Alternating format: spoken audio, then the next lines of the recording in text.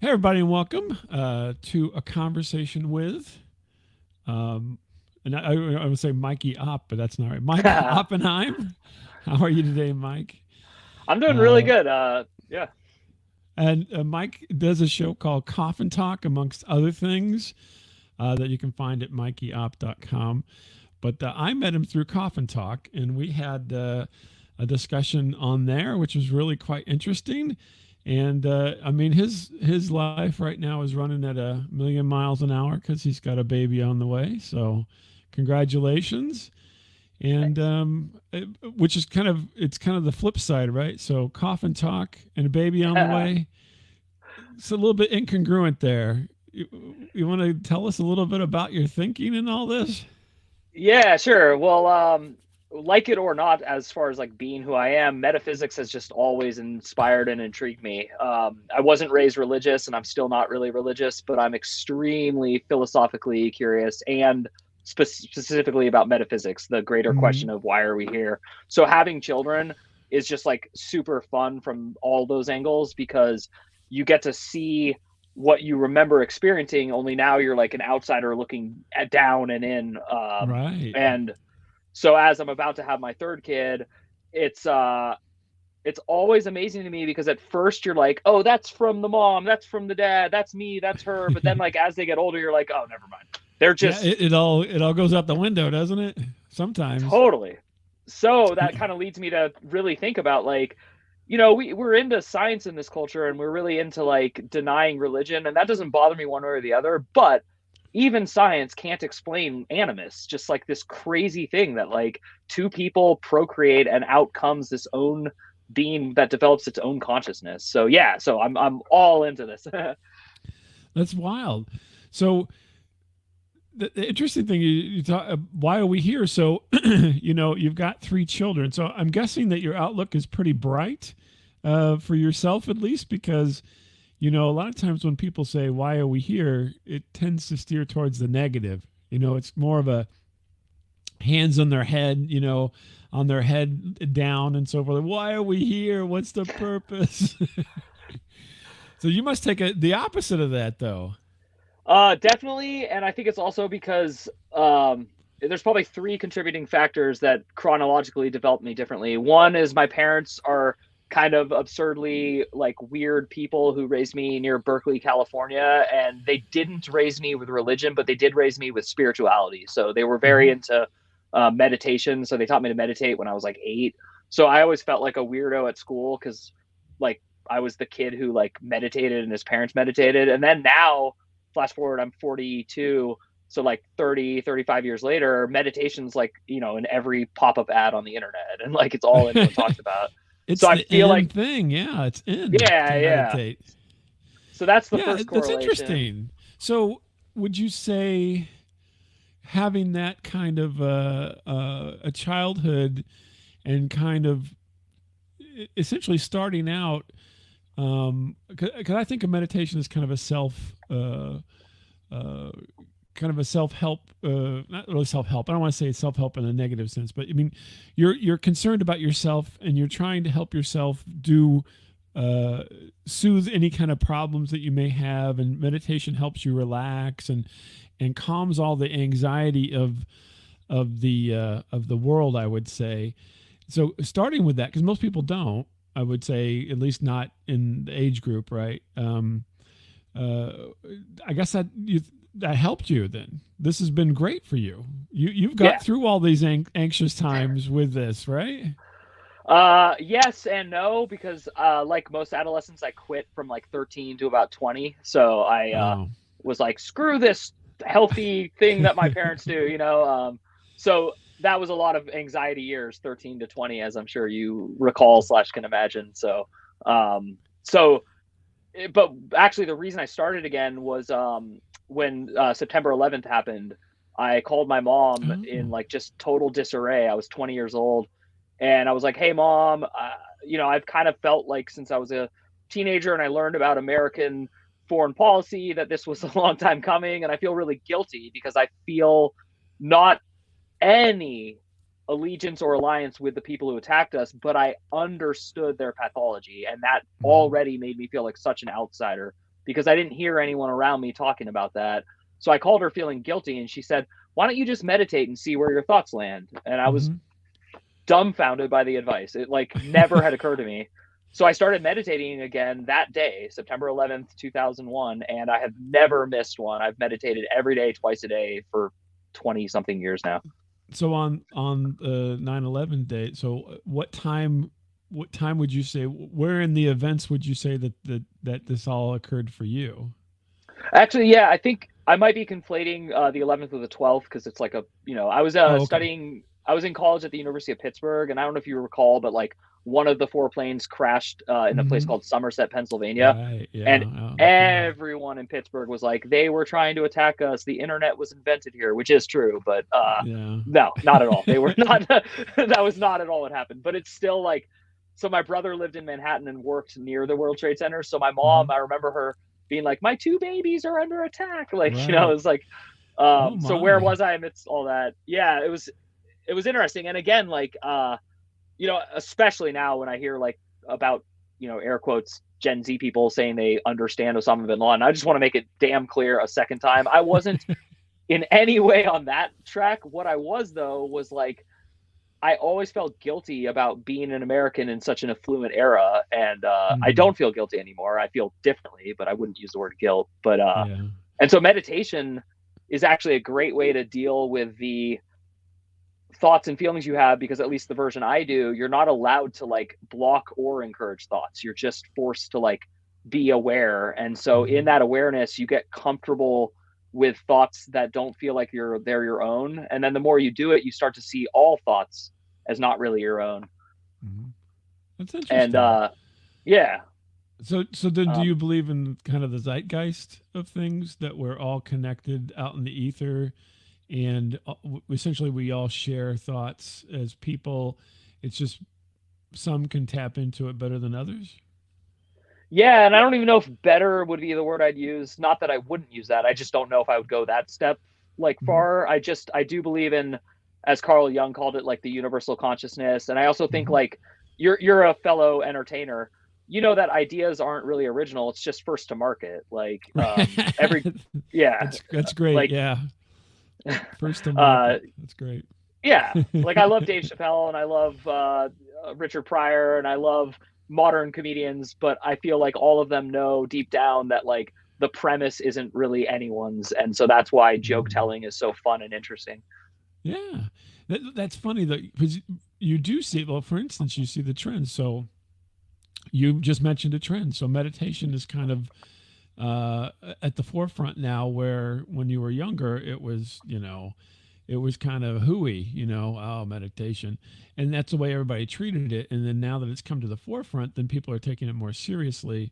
And they can, and there's obviously benefits, right? It's not just, you're taking a nap or something. It's you actually are processing, right? Which everybody does all day. It's just a lot of times you don't aren't aware, right? So you're constantly Yeah. processing these feelings, these thoughts, these interactions, and so forth in the background, right? And if you take some time, meditate, then you're bringing that to the foreground, and you can kind of do a better job, I think, at processing all that, and so then you don't feel to be, for lack of a better term, so bad. I mean, a lot of people feel Hmm. really bad at the end of a day because they never take time to really process what happened during that day, I think. So that's interesting. So twice a day, you meditate twice a day. And do you have what are the parameters? Like, is there certain things that have to be just right for you? Or is it, you could be on the bus and do it? No, yeah, my favorite place to meditate is on airplanes, and my favorite memory of an awesome meditation was actually in the backseat of my friends' cars. They were all smoking weed on the way to a Radiohead concert, and I was like, "Hey guys, I gotta meditate before I can hit that." And they're Hmm. like, "What?" And I used to be so embarrassed about it. And one day I was just like, "I can't be embarrassed because I'm never gonna be able to do it." So I Hmm. just closed my eyes and I meditated. And I remember like some minutes in, I would never know because I wasn't looking at a clock, but at some point in that 20-minute period of meditation, I zoomed off into where you always transcend into, which is just like ultimate consciousness, bliss, joy. Like there's really no way to like describe it, but it's a euphoria without memory of euphoria. Like it's a very Hmm. distinct and awesome feeling, but it's not the goal of meditation to get that feeling. That feeling is more of like a side effect, and it's Hmm. not always.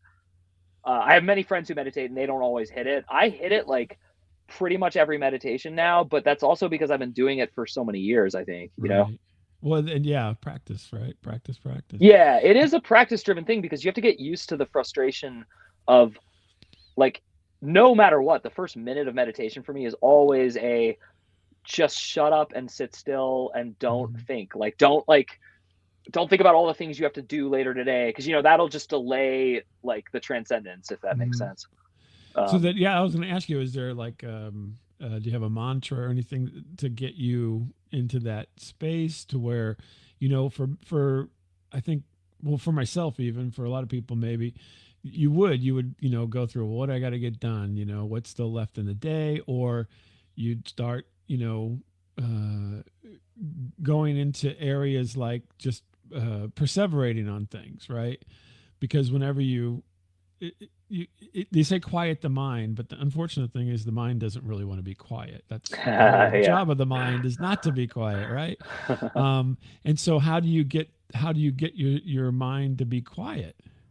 Well, this is why the form of meditation I do is the one I recommend to everyone. And it's very famous. I'm sure you've heard of it. It's called Transcendental Meditation. Hmm. It was brought to America by Maharishi Mahesh Yogi. The Beatles practiced it most famously, but also like Jerry Seinfeld swears by it. David Lynch does it. Like, I David mean, Lynch, yeah. yeah, if you're into the movement, which I'm actually not at all, there are like celebrities and heroes, just kind of like Scientology, except I think without Andy like the. Kaufman was in that too as Yes, he well. was Yeah. super into it. Hmm. Many comedians actually are into it, and I'm, like, comedy's my favorite thing in the world. So but I will say this: the reason I recommend it to people, despite many things I could go off on as far as the organization and stuff, is that it is called effortless meditation, and the whole point of it is that no matter what, you can't screw up. There's a Hmm. mantra, but all the entire instructions is every time you realize you're not saying the mantra, start to say the mantra again, and that's it. That's the only instruction. Hmm. Close your eyes, don't open them. You're not supposed to set a timer. Plenty of people I know do, but this is the other weird magical thing. Very often I'll close my eyes and then I'll just get a feeling to peek at the clock and it's been exactly 20 minutes. I will Oh, never really? understand that. Yeah, it's Hmm. blows my That's mind. And then I do interesting. 40 in the morning now. Like when I was in my early 30s, I started doing 40 in the morning and 20 in the afternoon just because I Hmm. wanted to up it. And also because if I miss an afternoon, then I still did my 40, if that makes sense. Like I banked, Yeah. I started, yeah. So, and So do you? by the way, yeah, sorry, go Oh, ahead. go ahead. No, go ahead. I'm sorry, I didn't mean to cut you off. Oh, the mantra, like the reason transcendental meditation charges money and like what they say is special is that they say the mantra is really special. I've experimented by just saying like a random word instead of my mantra, and I've still transcended, but I have a funny feeling that that's because like once you get used to something, you can just do it. So I never tell Hmm. people do or do not like seek out that specific version, but I do recommend to anyone who's interested in meditation that there's a million different flavors. It's like Baskin Robbins, but effortless is probably the way to go if you have an active mind, which is what we were discussing prior. So So was this the same as what you're whenever you were younger with your folks? Is that yeah. is that exactly the same? Okay, so it's carried on through the, because yeah, I know that there is a certain connotation in the media and so forth with this, and even with David Lynch, and I'm you know, it- to me it's almost, I always think, people talk about religion. Religion is just another form of commercialization to me. Um, you just, instead of saying it's commercial, you say it's religion. But the realities are that they're essentially doing the same stuff. They're branding things. They're they're holding things. They're trying to get you to do to spend your money in a certain way. Um, and so yeah, to me it's kind of the same. And so I think in the press and so forth, you've got kind of some negative connotations that have come out over the years. I think David Lynch was involved in some of that a while back, with TMI and so forth. But I think the core of it, though, and even the core of religion, right? The core of anything generally has good outcomes, right? It's going to give you something that's going to benefit you, right? It's how you get there is, there's a million ways to get places. So you just choose one that you like to go to, maybe. But the to get back to the idea of the meditation. So at the end of your session, do you feel like it's lightened you? I mean, mood wise and worry wise and so forth. Yeah, definitely. This is the point of the podcast where I can either choose to introduce something that is usually makes people hear it sad, but it also would be the best evidence of why I love meditation. So I'm going to go ahead and do it. 6 years ago, my ex-wife abducted my son, and Oh my that gosh. yeah, that experience was, to say like it shook up my life would be quite the understatement. But without getting too much into that silly narrative and all the stupid details, I will just say that meditation is my bedrock, and it was there for me in that time, and it helped me more than anything.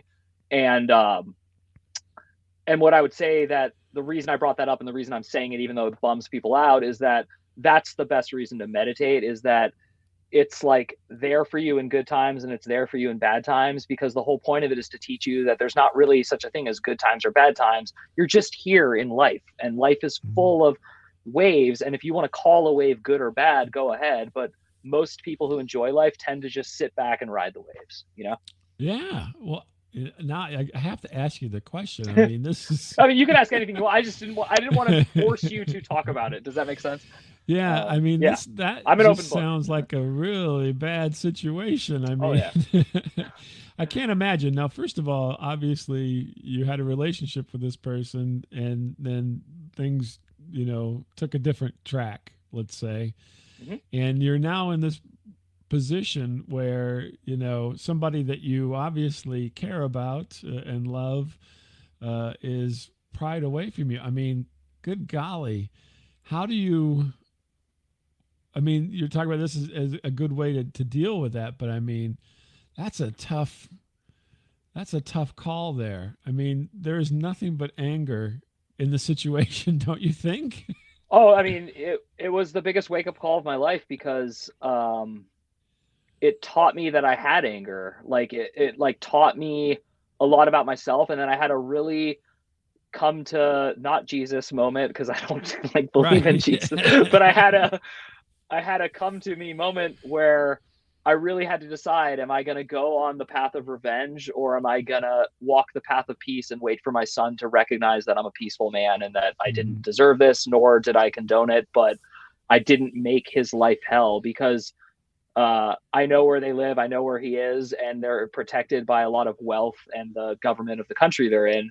Mhm. And so, as much as I wanted to fight it, even just the initial process with the State Department and stuff, they basically told me, they're like, "You're never gonna win this." They're like, Yeah, "You," that's and I sad. lost a lot of money, and that made me angry, because I'm like, "Oh, so in addition to like, because we got a divorce, and I gave her way more than what my attorney or her attorney wanted, like, and I did Mhm. it on purpose because I knew she was a very angry and vindictive person, and I was just Right. trying to make sure she didn't do one thing, and guess what that one thing was?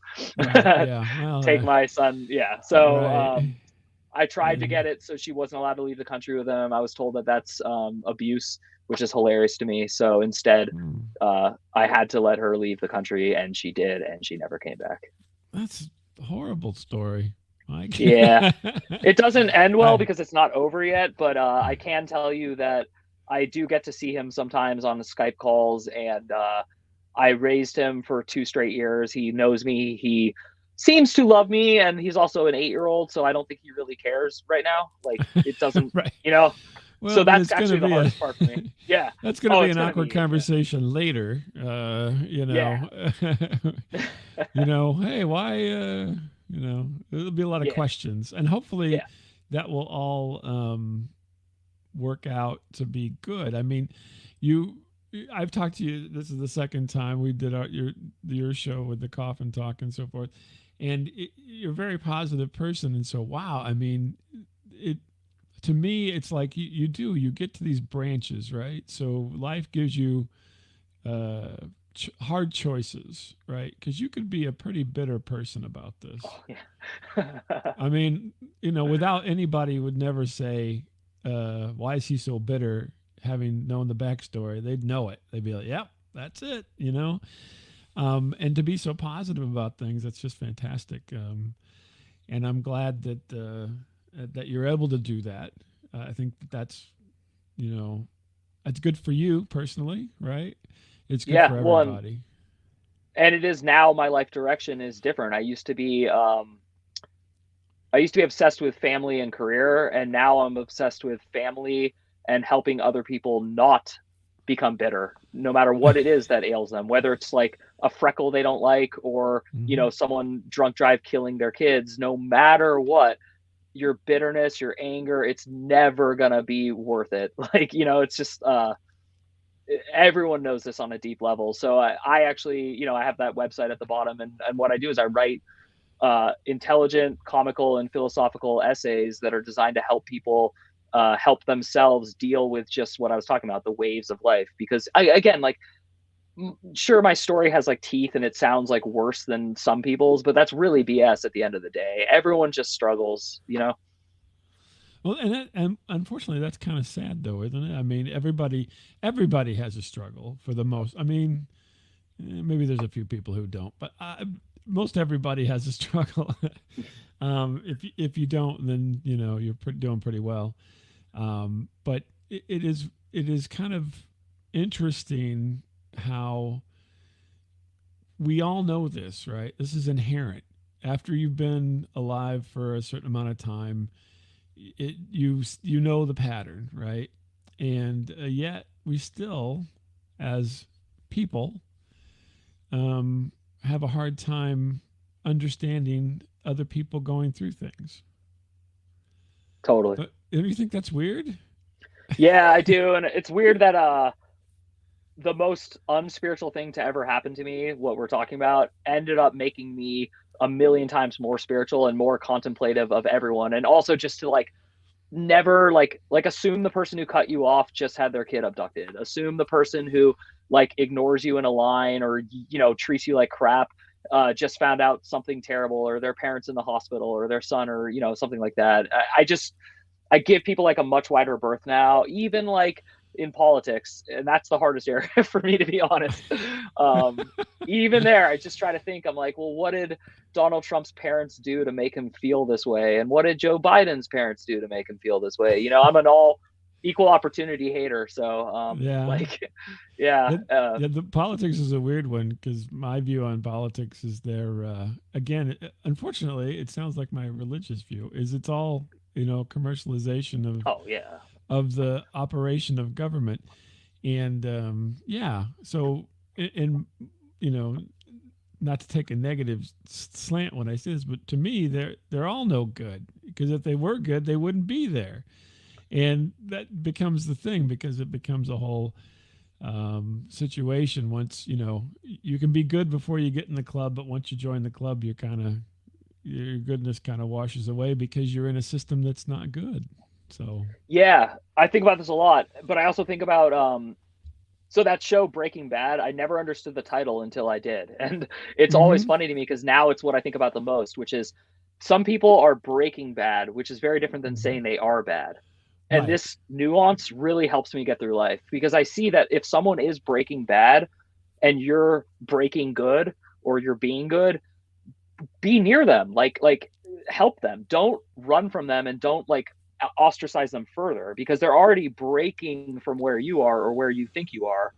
So I try to like stay in the system, basically, is what I'm saying. Because I agree with you. I 100% agree that almost everything is just a commercial product at this point, including my website. Like, I mean, it's obvious, Mm-hmm. like, to all of us. um the idea of an influencer is hilarious to me because like Plato was an original influencer, and so was Right. Aristotle. But now, like, an influencer is someone who, like, you give them money to help you sell your product. That's very different Right. than what, like, yeah. Yeah. No. Instead of being like thinking about the big questions of the day and trying to offer at least some idea of a path, right? Good or bad, Yeah. doesn't matter. They're just saying, buy Chanel number 5 or something. Yeah.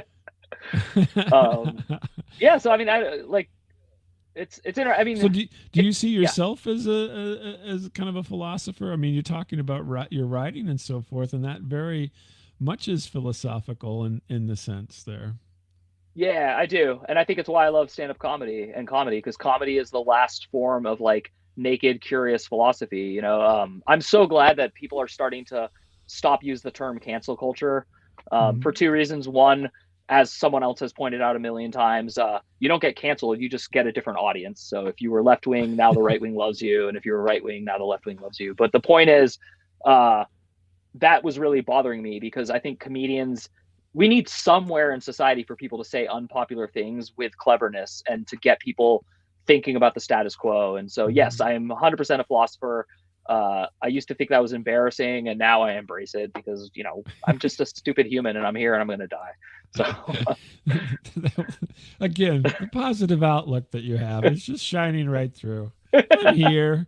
I'm gonna die. I mean, yeah, Why make it worse for myself by being angry and bitter? I can just be happy and kind of prance along here, and kind of like the uh, I think it was Snoopy or something had the frolicking bunnies over there, and he's like, "Oh, the frolicking bunnies are so stupid," and then in the end, the frolicking bunnies were the thing that he wanted to do the most because it was so fun to do, right? It's kind of yeah. mindless in a way.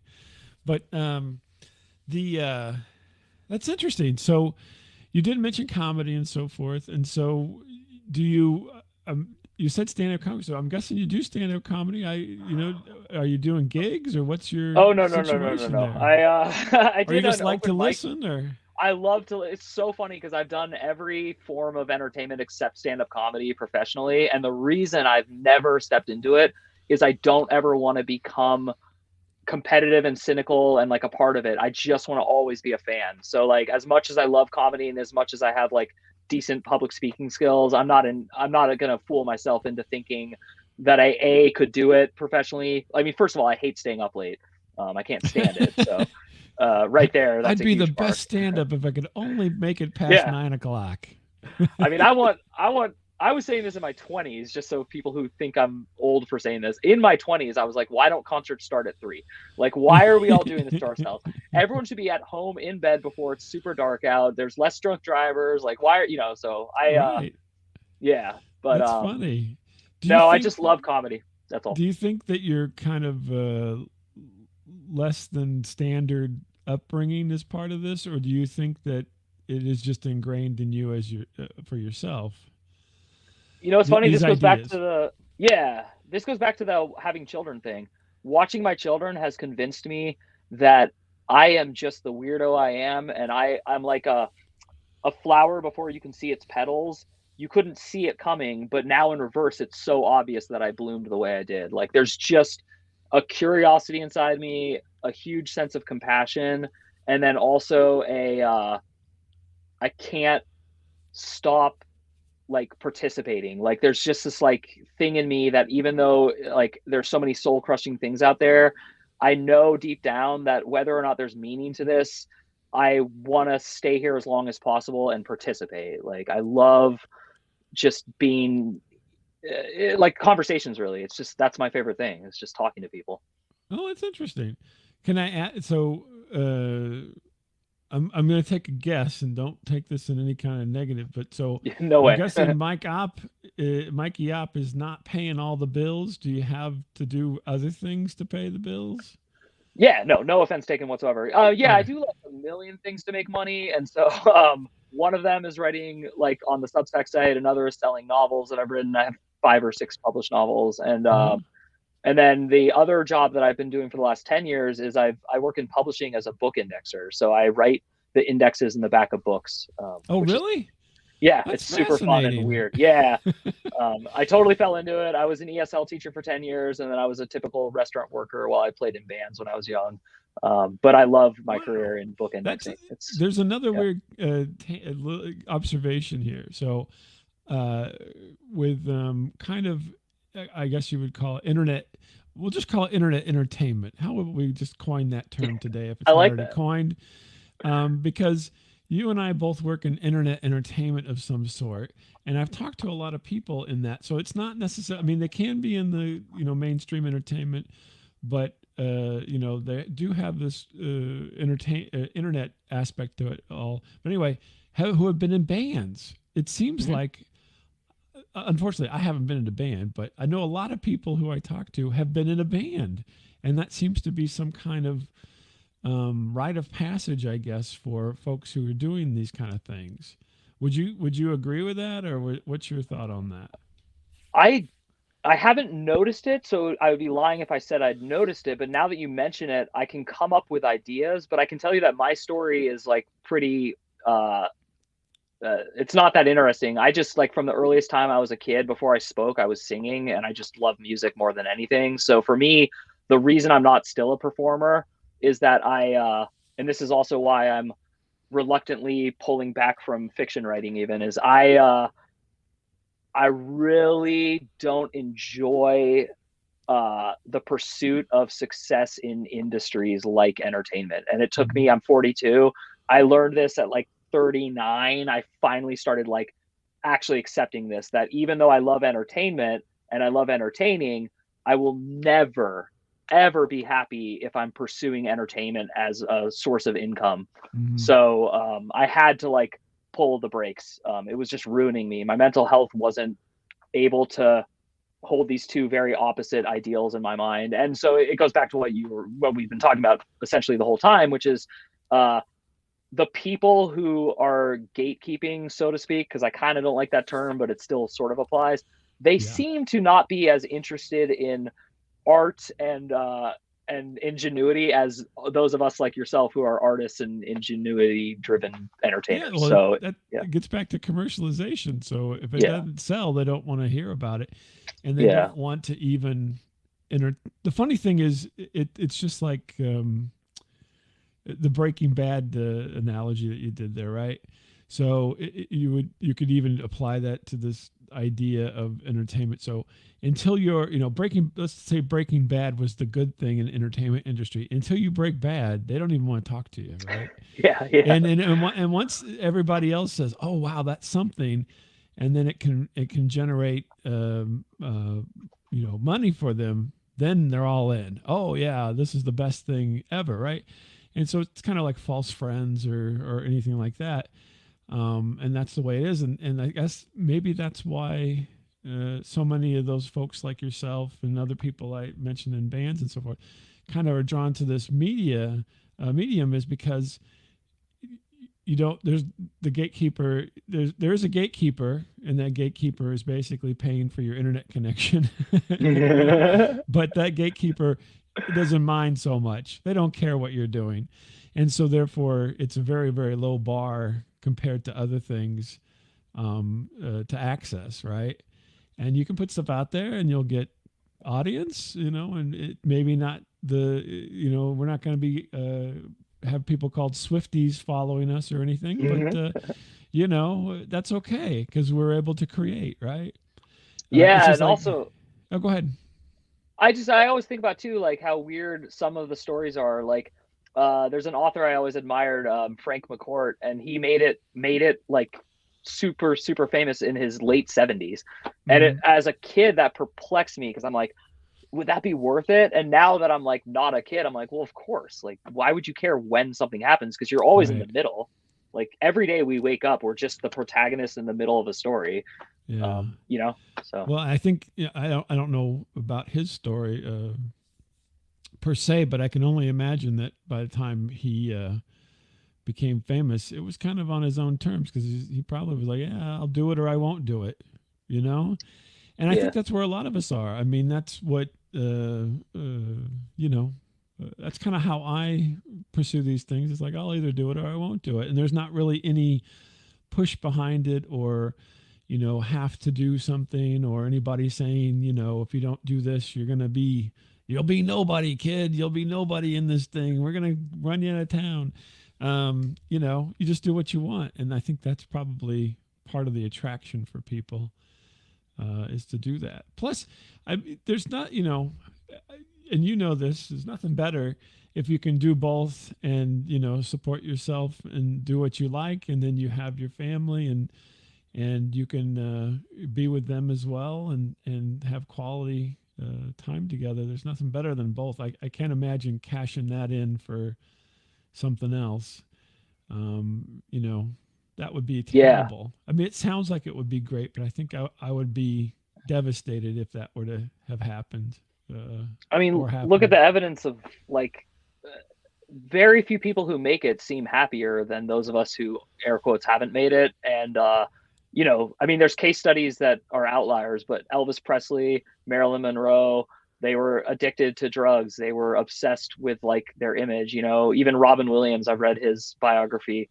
His life sounds pretty tragic. Right. It's Yeah. it's and these people give so much to us. I don't know anything about Taylor Swift except what everyone knows, like her name's all over, but Right. she actually strikes me as someone who might make it, like as a happy person. I can't, say for sure, but I'm rooting for people like You never her to know. I set a good thought Whitney example. Houston had it all together. Oh So my go gosh, that's a figure. great example. That's a really yeah.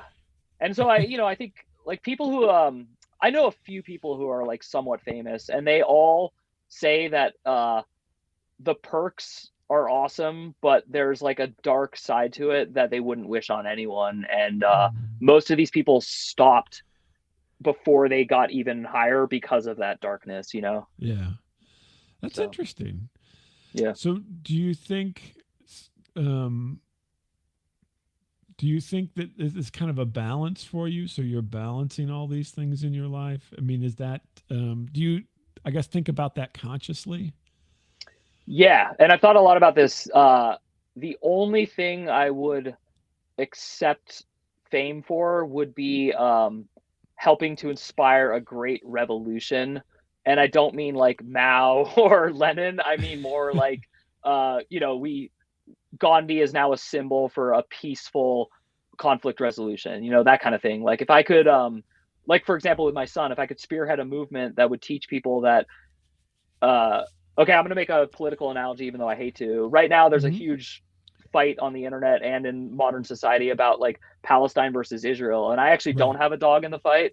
My dog in the fight is the dog that doesn't fight. And so it's like extra hard for me to watch this because all I care about is teaching people to not seek revenge, and that revenge Hmm. is just a cycle that begats more revenge. So what's the Right. point? Like if so my son is not with me, and it literally every day it pains me. I'm not going to lie. Like I'm not going to Hmm. pretend that I don't think about it, but the difference is the way I think about it has changed, which is um he's not mine and he's not hers. He's him and it's his Right. life. And so I'm still being a good father by not uh providing like trauma and stress into his life, as far as like having this dad who's sending royal police to his parents' house to investigate something, or like Hmm. lawyers. And I instead they're gonna say whatever they're saying to him. I have no idea. For all I know, they don't say anything negative, but Hmm. whatever they're telling him, I'm not, and I'm not like participating. And so that's what I would ask anyone listening is like, if you really think about it, take both sides. Don't take, again, this is one example, but like Palestine or Israel. How about like humans? How about you just are on the Right. side of humanity and you root for a de-escalation of violence across the board? Same with Iran, same with Russia and Ukraine, same Hmm. with Turkey, like all these places in the world. So that would be, I would risk what we're talking about, which is the bliss of being time poor. I mean, sorry, time rich. Like I do what I want. I make my own schedules. I have tons of time spent with my family. I don't have a private jet, but I also am not beholden to constantly flying around the country on a private jet to be places with people who aren't my family. Right. People you may or may not want to talk to. Yeah, yeah, Yeah, which, yeah. exactly.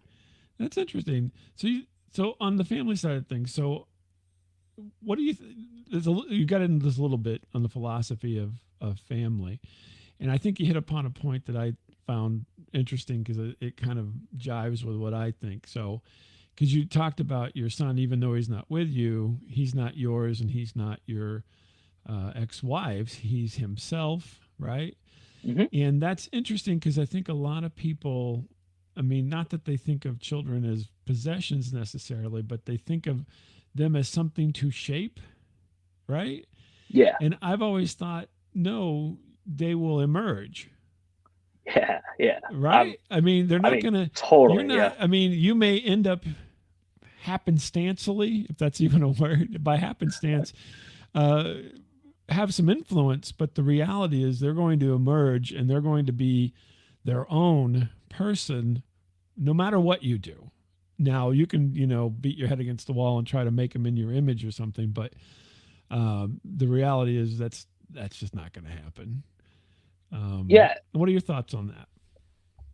first of all, I completely agree, and I think you stated it really eloquently. So I would only add to it, or I would only add support to it by saying that it's weird that we. I remember when Mitt Romney was running for president in 2012, people tried to like say that he was responsible for his grandfather's actions. And I remember just like my jaw hitting the floor because I was like, Right. what an absurd argument. Like Mitt Romney's not qualified to be president because his grandfather was a polygamist who lived in Mexico. Like, what? And then other people are like, and his dad's one of the greatest governors of Michigan. And I'm like, both don't apply. Like your Right. parents and when I brought up maybe Trump and Biden had like parents who really sent them off kilter, I didn't mean that in a blame game way. I was saying that to like provide support for them. So yeah, I think it's weird that we in both directions we think we can control kids, and then we think that kids are responsible for their parents. They're not. We're not. You are morally and ethically responsible for whatever you're morally and ethically responsible because that's an internal system. Like unless you have religion's always hard for me because it's a faith-based movement. So you have faith that if you do what these people are telling you, you'll go somewhere good or you won't go somewhere bad. Mm-hmm. I prefer to like look at hell is when your mind won't stop upsetting you. And so whatever your ethical system is, it should always be balanced against what makes you feel guilt and shame and Mm-hmm. not what society tells you to feel guilty and shameful about, but like your own brain will do a good job of, you know, Mm-hmm. so yeah. So to me, like with my children, I don't want them to suck because I want them to be able to like go on airplanes and not get kicked off. And like, so I'm like trying my best to like herd them away from the gutters on the bowling alley lane, but I'm not Mm-hmm. convinced that I'm the one throwing them down the lane, nor that I can control the spin or anything. I can just run to the sides and try to make sure they don't go in the gutter. That's like, I think parenting. Yeah, no, that's interesting. I've always kind of taken the approach that, they're going to have a lot of influences in their lives, right? And so I want my influence to be as positive as I can make it, or even if as I can stand to be. Uh, and so then that way, at least when they look back, they'll say, my dad wasn't a terrible person. And then if they decide to take on some of that, then that's their choice, right? But Mm-hmm. not Yeah. that you're forcing it on them. And then they'll go, they'll do all kinds of stuff. I always find it puzzling, at least at the very least. I don't know if you've encountered any of this, but when, like, I don't know, let's just say, let's say your father was a car salesman, and you're gonna, Mike, you're gonna grow up and be a car salesman just like your old man. And I've always thought that's kind of it's very outdated nowadays, but it's kind of weird. I'm like, why in the world would you think that? Why would you think that would be good to keep pushing?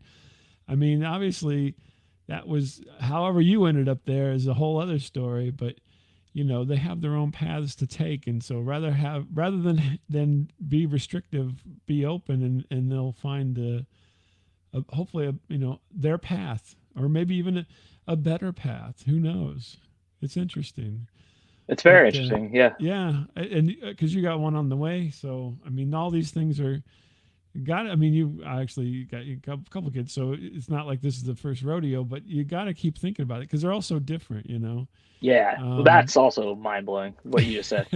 Like, yeah, you would think they'd all be the same because the genetic material didn't change in the creation, but yeah, all so different on the way they handle the world and see the yeah. world and so forth. It's wild. It's very wild. Um, so let me switch gears just a little bit here, Sure. and let's spin back. So why did you decide? So you got MikeyOp.com, and you got your stuff out there and so forth, and you got Coffin Talk, and so I mean, why did you start doing all that? I mean, what was the moment where you said, I want to do this? You know, was there some kind of epiphany, or was it just gradual? Yeah, no, it was May of 1991, and I heard the song "Smells Like Teen Spirit," and I just thought, I can do this. Like, not I'm Kurt Cobain, not I'm better than Nirvana, but just I can put my emotions and passion into music and help other people feel as good as this makes me feel. Because that album, Nevermind, like changed my life, and I Mm-hmm. bought a guitar like a month after it, and my whole life just changed. And then I had a similar experience um, with reading the book 1984 in high school. So that was the first time it Mm. happened with literature. And then the first time it happened with film was when I saw the movie Clerks in the theater in like 1993 or 94. Because I That's remember the great. same thing. Like, I can do this. This guy just took a black and white camera. He got his friends together. He's hilarious. He wrote a script. So I made a movie when I was 16. I made albums, and I just started. I love doing everything. I've made cartoons. I've made music videos. I write novels. I write nonfiction books. I just I have a passion to create. And then, like we already talked about, I also had a passion for being recognized for it, and that was very unhealthy and unhelpful. But it's also very natural. So I would never tell a young person like, don't look forward to that. Don't think about that. I would just say, if you overvalue that, it will crush you. Even if you get it, it will crush you. Right. Oh yeah, it's like a You know? no-win type situation. Yeah. Yeah, there's never an end. I mean, like I said, I read that book on Robin Williams, and like, it was never enough. The night he won his Oscar for Best Supporting Actor, he was thinking, why didn't I get it for Best Actor? You know? Yeah. Yeah. The interesting thing, yeah, you're right. You kind of have to do and I don't care kind of a situation with a lot of this. I read a little blurb about Bill Murray, and somebody was who who has known him after his success in South Carolina. He goes to South Carolina for his son, I think it is, coaches basketball, and he goes and visits quite often. And this person knew him in South Carolina, and he's like, the Bill Murray you see on the movies is the Bill Murray you see in person. And I always think of Bill Murray, not that because he's in trouble here lately, but not that he's a good Yeah. person or a bad person, but he has that I don't care attitude, right? And Yeah. so these things aren't eating him up. He's just like, I'll make this movie, great. I get paid, great. I move on here, great. And it doesn't seem like, at least his persona is that he's not taking all these things to heart. Where you just mentioned Robin Williams in this Oscar, why didn't I do better? And it's like, why didn't you just, you got it. Isn't that good enough? It may be Yeah. too good. You know what I mean? I suppose people roll either way. They may say, oh, I got this and I don't deserve it. But that may be part of that equation as well. How interesting. But that's interesting. So you were kind of a product of your time there, because I remember when Nevermind came out. And again, the funny thing is, all three of these things, I'm not so sure on Orwell's book, but I think that's the story, is all these are underdogs. Do you realize that? Yeah, that's funny. I didn't realize until just now. Nevermind was never supposed to be that big of Yeah. an album Yeah. when it came out. I vividly recall that, because I was working at college radio at the time, Oh, and cool. when it happened, and it was a college radio thing that went beyond college radio, and everybody was Yeah. like, "What's going on?" And then Clerks is the same way, right? It was the little engine that could Yeah. situation. I don't know I can't remember my history on 1984 book, but I don't think that it was very well received initially. No, it wasn't popular in its own time, and also Yeah, Orwell was like on and off again famous. So yeah, it's but really but interesting. but you are a rooter for underdogs, which is Oh my fantastic. God. I mean, my favorite band ever is Pavement. So you're just actually making me blush a lot. I'm starting to see something very clearly that I probably should have seen like years ago. Well, I find personally, I always love the underdog. That's Yeah. no matter if if I don't have any interest in something, it's competitive, right? Let's say doesn't matter what it is, baseball, football, basketball. I'm not really a sports person, but anytime people ask about that, I'm like, well, who's not supposed to win? And then that's Yeah. exactly who I want to win. Yeah. I always want the underdog. And so you're rooting for the underdog, maybe subconsciously, because all those things are underdog things. That's interesting. That's very And so do interesting. you And see it, yeah. yourself as an underdog? Yes, and in a weird way. I just see that I was born in the wrong time, but maybe I was born in the right time because maybe this time needs underdogs like me. Because again, I cannot stress this enough. I do actually have a real clear goal in my life that I never had until about 2 or 3 years ago, which is I actually want to be there and to help us as a culture and a society as we evolve. Because I think that I've spent a lot of time carefully coming up with this term. I'm sure it's a real term that other people use, but American capitalism has gone too far. Capitalism has not. And money and markets is not the problem, but this version of it is sick and everyone Mhm. knows it. Like everyone on a meta level knows it and then on a subtle level knows it. And yet we're all participating in it, but the movement is what you talked about, which is internet entertainment. And it's this idea of all of us sharing a pie and not noticing who's eating how much of it, just noticing Mhm. that we're all eating, which is very different from, yeah. Yeah. So, No, no, you're right. I mean, you're right. That's the goal. I think yeah. I mean that is a rabbit hole of the deepest proportions right I there. mean, I that's, was yeah. No, and it's like, and I mean, my dad and I like argue incessantly about this because it's not a generational thing, but it is like, at what point is enough enough? Like, how many like quarters of continuous profit can a company really make without exploiting people? Like, it's not that you can't make profits, it's that this impossible demand for more and more and more with finite resources is crazy. And so I think we're seeing the end of it right now. well I just hope it's a that's an interesting soft point. I would transition. say that we're going to get it. This is the where we turn into all kinds of trouble with people, but it's Yeah, toward the yeah, end, so yeah. you'll have to really look for it. You said finite resources. I think that at this point in time, I mean, obviously at this point in time, as opposed to any other time in the history of the world, we have such control over our resources that they I mean everything has an end, right? So they all are finite, but don't uh we treat them as infinite still, right? Yeah, yeah. Very, So very wise. Yeah. literally we could change the economy so if you can imagine this is and everybody would be mad at me for this, to where the base is different, right? So you think of the base is zero, most people do, right? Base is Hmm. zero. Well, zero can be anything you want. I mean, if you've done any kind of math, you realize that you can move things around how you want to make it fit the equation that you're working on, right? So make the base so that everybody eats. Literally, Hmm. McDonald's could feed everybody Hmm. currently in their current state.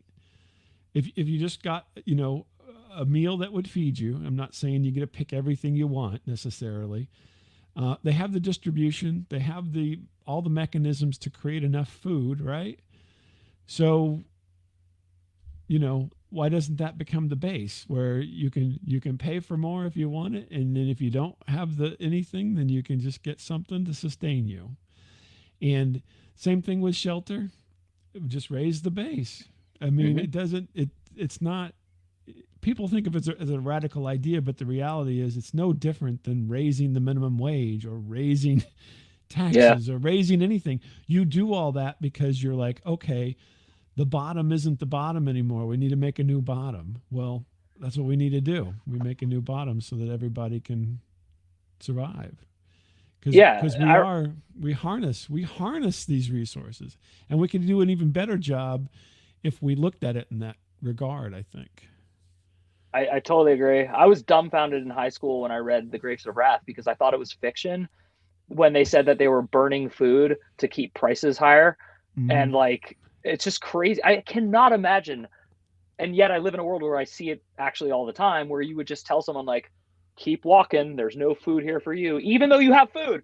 Like Right. you do have food for them. It's Yeah. crazy. I mean, there's Yeah, government cheese in warehouses all over the country, for gosh sakes. They make so much cheese because it becomes this whole spinning plates metaphor to keep the people producing milk, to keep the people producing grain. And we have grain stores, and we have gas stores, we have all this, yeah, and so yeah, you know, anyway, raise the bottom is what I say, rather yeah, than trying to maintain this kind of thing that we're doing, because some people will be perfectly happy with it. You know what I mean? I'm yeah. okay And with it's that. interesting because I know I hate being told what to do and being forced to do anything. So I'm never going to be a proponent of forcing people to do what we're talking about. But Sure.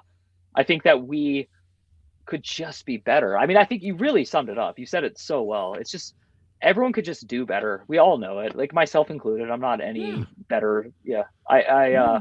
There's still more I could give. Even though I think W- I'm a giving person, there's still more. We need Yeah. to do like this is akin to a little bit of a weird analogy, but it's akin to the Seinfeld Schindler's List thing. I could give just one more. I could sell this ring and go to one more Broadway show. You know what I mean? So Yeah. it's that's what it is. I mean, we all just have to think like Judge Reinhold in that episode. Barney was his dad or whatever. Anyway, Yeah. Yeah. uh, so anyway, on that note, we'll wrap it Yeah. up. MikeyOp.com for all of Mike's stuff. And then also look up Coffin Talk and take a listen to it. It's fantastic. So, but this has been my conversation with Mike Oppenheim, and we appreciate it, Mike. And we'll see y'all next time.